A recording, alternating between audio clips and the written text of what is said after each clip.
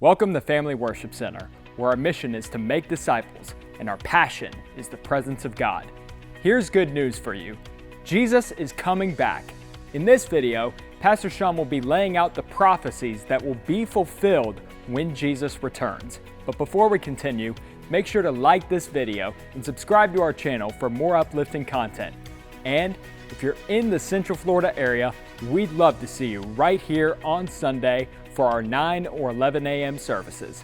Let's dive in.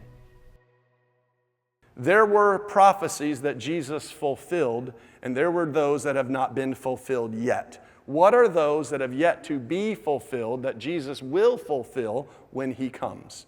We see this in 2 Samuel chapter 7 and verse 16. This was a prophecy to actually about Solomon, the son of David. And it said, your house and your kingdom will be made sure before me forever. Your throne will be established forever. This was the same prophecy that Nathan gave to David, and now we see the same prophecy given to Solomon. Why was it given to Solomon? Because there were other kings from David's family who tried to take the throne. We see one moment where one of his sons took the throne and then he was defeated and then David got back on the throne. And then we see another time when one of David's sons was trying to sneak onto the throne in David's old age, and Bathsheba and the priest, they came to David and the prophet and they said, hey, this is what's going on. And David said, go anoint Solomon right now, put him on my colt, put him in, take him to the city, anoint him. So he was anointed to sit on David's throne. And then God gives the prophecy to establish that the same prophecy that was given to David, that his throne would be forever, was through his son Solomon, that his throne would be forever. Now here's what is interesting. Solomon was the last king who would rule over Israel with all of its boundary from Dan to Beersheba. That was the land that was promised to Abraham. I'm moving a little fast here, so if you don't it'll all make sense in the end if you lose me for a few minutes. So if we go back into Genesis, we see where God showed Abraham all of this is going to be an inheritance forever for your children. And so Abraham bought land in what would become the boundary of Israel. Jacob bought land that would become within the boundary of Israel. David bought the land that the temple would be built on. They never sold their land. They never gave their land away. They settled in that space. That land was given to them. And so from Dan to Beersheba, the fullness of this is going to drive me crazy, the fullness of sorry y'all, the fullness, it's hurricanes. Like we've got blisters, our shoes are untied, it's a big mess. And so he said, you're going to have all of this land from Dan to Beersheba. They bought property. They ruled in this space. Solomon was the last one to rule that property from Dan, that land from Dan to Beersheba. Then Israel got mad at each other. They had a civil war. The northern end, they called themselves Israel. The southern end kept Jerusalem as their capital. They were called Judah. And then there was a string of kings that would just be in the northern area and the southern area, and then they would be conquered, and then their land would be taken away. I'm going to use the word finally, but it wasn't final. But when Babylon came in and took over Israel, they took the land away, and then the Persians sent a remnant back. Now, when the remnant went back, they went back into Jerusalem. They rebuilt the wall. They rebuilt the temple. But the nation of Israel was never a nation again. It was never ruled by a king again. What that means is that the throne that was given from David to Solomon and then vacated, that throne sits empty today. There's not a king sitting on the throne.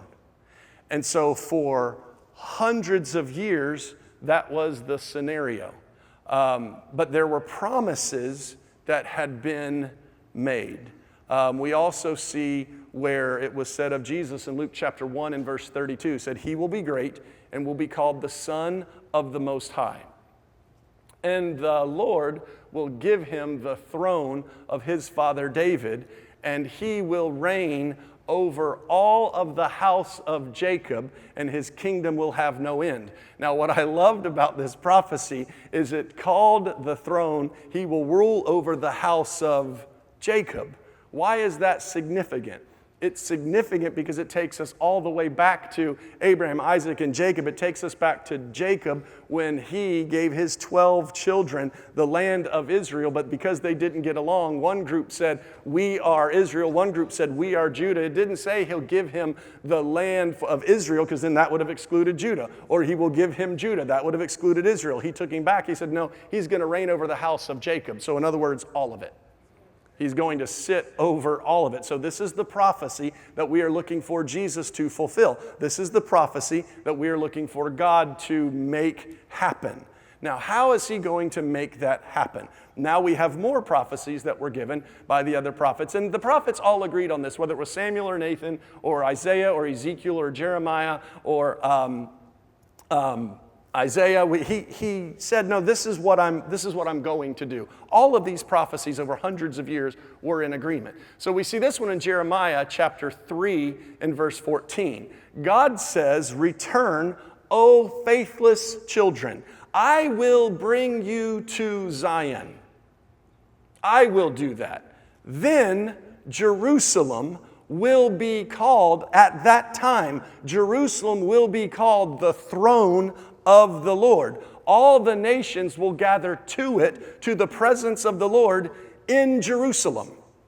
So we have the promise of the throne. We also have the promise of the nations gathering to Jerusalem. We see this carried out again in Zechariah chapter 14 and verse 2. God says, I will gather all the nations, and this is interesting. He says, I will gather all the nations against Jerusalem to battle.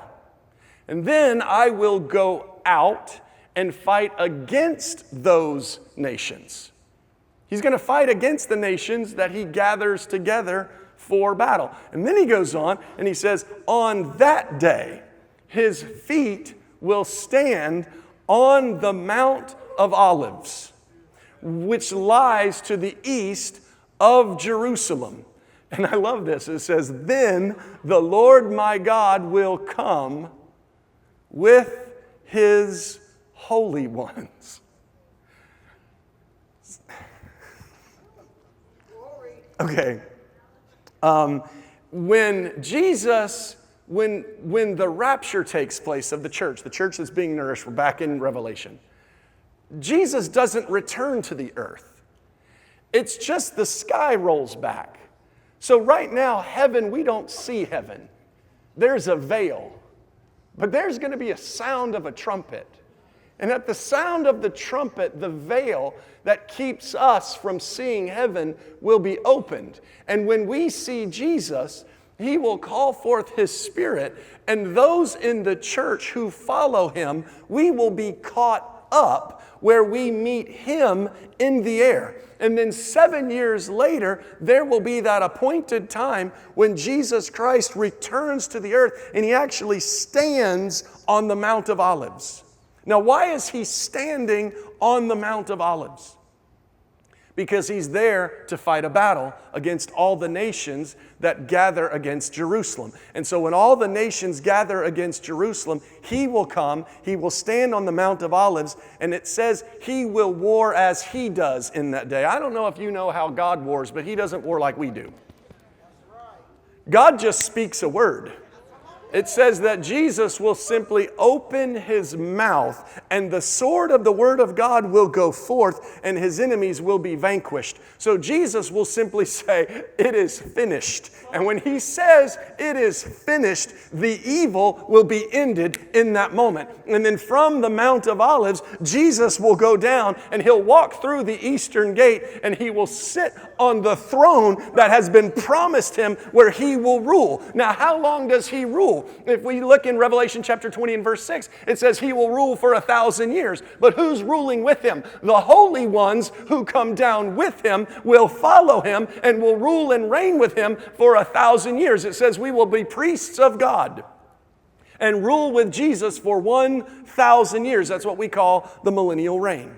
So this is all hugely important in the way that the end of the world will actually play out. What does that mean, though? What it means is that right now, God is continuing to gather the nation of Israel to establish and protect the boundary that keeps the throne intact so that when Jesus comes, he sits on his throne. So he's not just building the church today. That's the part that I talk about all the time because that's the part that we're involved in. But he's also building a nation. And while I can't build a nation, I can support policies that are for that nation. I can reject policies that are against that nation. Why? Because I don't ever want to be found fighting against what God is doing. See, Jesus said it like this. He said, the offense is going to come, but woe to the one through whom they come. What that means is I don't care how you vote or you don't vote. I don't care who lines up against Israel or who doesn't line up against Israel. God is going to do what God has appointed to be done. There's nobody in this room or in any other room that can keep that from happening. But what I do know is I just want to be on the side of God. I'm not on the side of God because I think I can make this happen. I want to be on the side of God because I want the blessing of the Lord to be spoken over me. I don't want to be found fighting against what God is doing. So if my vote has the opportunity to be in alignment with what God is doing, then that's where I want my vote to be.